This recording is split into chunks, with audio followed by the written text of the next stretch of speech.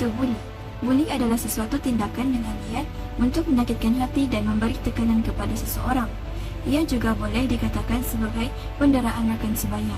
Buli melibatkan serangan fizikal dan ancaman, mencuri dan peras ubud, penderaan lisan termasuk mengejek isu perkauman dan gangguan seksual. Jenis-jenis buli boleh dibahagikan kepada 3 bahagian, iaitu buli fizikal, buli mental dan buli cyber. Bagi buli fizikal, ia melibatkan pukul-memukul, memeras ubud, menampar, menendang, menarik rambut, menolak, mencubit atau sepak terajang hingga menyebabkan kecederaan dan yang paling teruk boleh menyebabkan kematian. Buli mental pula, ia lebih kepada ejek-mengejek. Contohnya, jika nama pelajar atau nama bapa pelajar agak luar biasa, maka itu akan dijadikan bahan ejekan pelajar senior yang membuli.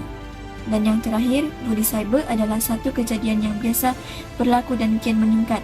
Insiden sebenar kejadian buli cyber tidak diketahui kerana ramai mangsa buli cyber tidak tampil untuk mendapatkan bantuan.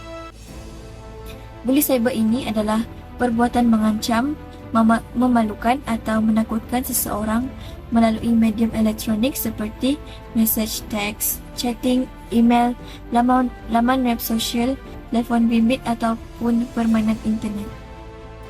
Buli juga ialah subkategori tingkah laku agresif yang dicirikan oleh 3 kriteria berikut. Yang pertama, niat permusuhan. Yang kedua, ketidakseimbangan kekuatan. Dan yang ketiga, pengulangan dalam jangka waktu tertentu.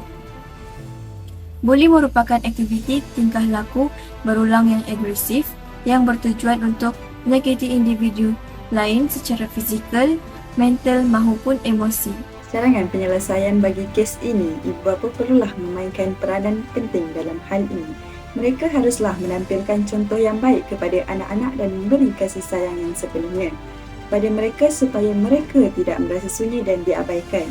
Ibu bapa juga haruslah memupuk anak mereka sejak kecil lagi bab kata pepatah melentur buluh biarlah dari debunya, agar sentiasa mereka sudi meluahkan isi hati dan masalah yang dihadapi oleh mereka.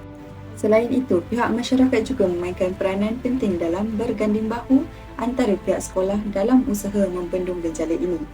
Pelajar juga perlulah memberanikan diri untuk melaporkan kepada guru sekiranya ternampak atau terlibat dengan kes buli, agar dapat mengatasi masalah ini dengan cepat. Selain itu, pihak sekolah wajiblah mengenakan hukuman yang setimpal kepada pelajar tersebut agar tidak mengulangi perbuatan itu lagi dan memperketatkan peraturan sekolah. Di samping itu, pihak kerajaan juga harus memainkan peranan dalam hal ini. Kementerian Pendidikan dan pihak sekolah haruslah menitik beratkan isu kes buli ini dalam pelajaran di sekolah dengan melalui mata pelajaran tertentu seperti pendidikan sivik, pendidikan agama dan sebagainya. Selain itu, pihak kerajaan perlulah bergabung dengan agensi-agensi tertentu untuk mengadakan kempen kesedaran dan ceramah tentang buli.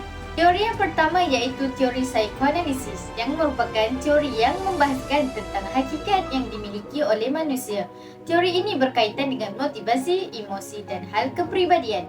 Kebiasaannya, teori ini terjadi pada anak-anak yang berusia muda. Seterusnya, teori pertukaran sosial. Teori ini merupakan suatu hubungan sosial antara dua belah pihak yang memiliki unsur imbalan, pengorbanan dan manfaat. Teori ini menjelaskan bagaimana orang memandang hubungan kita dengan orang lain berdasarkan persepsi mereka sendiri. Akhir sekali, teori interaksionisme. Teori ini merupakan simbolik iaitu interaksi antara seseorang dengan orang lain. Teori ini lebih menekankan kaunseling terhadap pelajar bermasalah. Dalam kes ini, kita dapat mengenal pasti bahawa teori ini terdapat pada seorang guru kaunseling dan pelajar yang bermasalah. Secara keseluruhannya, kes buli ini ialah sesuatu perbuatan yang mengasari seseorang yang lemah untuk menunjukkan kekuatan diri. Kes buli ini juga berlaku disebabkan oleh sikap manusia itu sendiri yang kurang didikan dan kasih sayang daripada ibu bapa serta pengaruh dari rakan sebaya. Kes ini juga memberi kesan buruk kepada pelajar lain. Oleh itu, semua pihak perlu memainkan peranan dalam mengatasi masalah ini.